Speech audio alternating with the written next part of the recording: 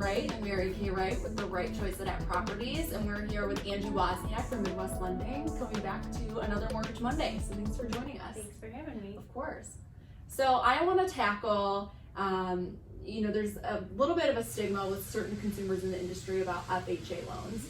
Can you elaborate on why you like FHA loans, or what's great about FHA loans? Yes, I am a huge advocate for FHA loans, and there is definitely a negative stigma against them, and I think that just comes from lack of information and lack of knowledge. So there are a ton of benefits to an FHA loan. FHA is designed for more credit sensitive consumers, to theoretically help people get back on your feet. So if you've had a bankruptcy, you can obtain financing on an FHA loan sooner than you can obtain financing on a conventional loan. Sure.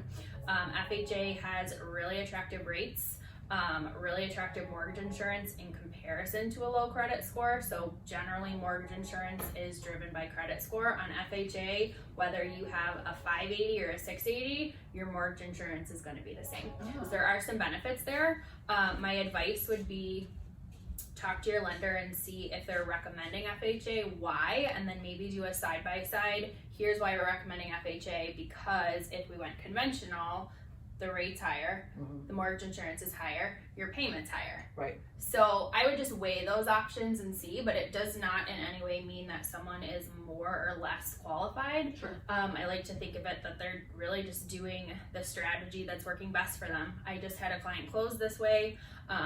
They qualified for both, but they wanted to put a little less money down, take advantage of more attractive rates and less expensive mortgage insurance, so the FHA made sense. Yeah.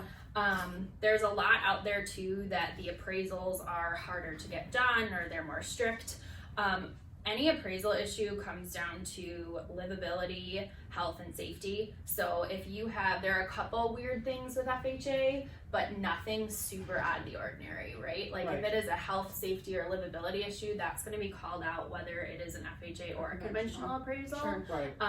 So I would say if you're being recommended an FHA loan, don't shy away from it, kind of lean into it and figure out like, okay, why? And if this makes sense for me, why, wouldn't I do that and take advantage? So it's going to weigh out your options. Absolutely. I think, whether that's conventional, FHA, or whatever it is. What is the minimum FICO score for FHA loans? FHA loans, you can go down to a 580. Wow. So And the that's down payment is 3.5%. 3.5% minimum. So the 580, a lot of banks related to COVID, some of those credit score minimums have been lifted, Right. or raised the benchmark. But generally, FHA with 3.5% down, you can go to a 580 score. Right. When you're below 580, we're going to need 10%. And the interest rates you said are as competitive, or maybe even a little bit better on FHA than some of the conventional programs. FHA rates are generally always more attractive than conventional. Wow. So rates. So FHA rates were in the 3s before conventional rates were. Okay. So with 3.5% down, 580 FICO, and interest rates under 3%, FHA is a good option for a lot of buyers. Especially first-time buyers. Exactly. Yeah. Right, So great. why wouldn't you use it? Right. Right. All right. Well, a lot of great info as always. So thanks for joining us, Angie, and we'll be back next week for another Mortgage Monday. Thanks. Bye.